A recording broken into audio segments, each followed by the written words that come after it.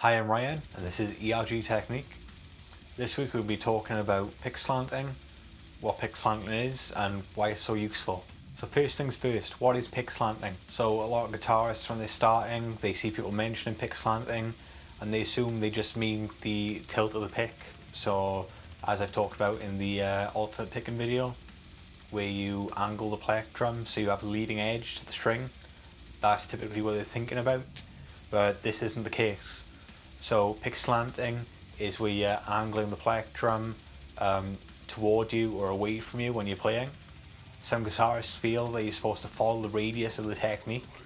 I can understand the logic behind this, but this isn't the case. The direction you slant the pick depends on what the last note you play on the string is. The reason for this is, if your last note on a string is a up pick, you want to be slanting the plectrum so it's pointing towards your face.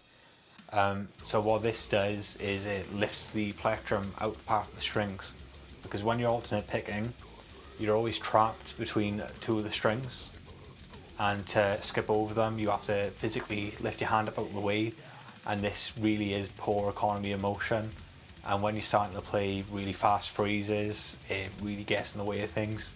So this is where pick slanting really comes into force. Someone who uses pick slanting a great deal would be Paul Gilbert. He's an absolute master of pick slanting. This technique again highlights the importance of having good synchronization between the left and right hands, because the direction that you're going to be pointing your plectrum will be determined by how many notes you're playing per string and the direction of the first stroke is. So for example, if you're playing a 3-note string pattern and you're starting with a downstroke, you can be finishing with a downstroke. So logic would dictate that you point your plectrum away from you rather than towards you, so it's out of the way. And if you're playing a 4-note string pattern and you're starting with a downstroke, you're going to be wanting to have your plectrum pointing towards you. This will come in time, eventually you won't have to think about it, and this is why it's so important to have good synchronization between the hands. Pick slanting is excellent for string skipping because your plectrum is ready out of the way, allowing you to freely move over as many strings as you would like.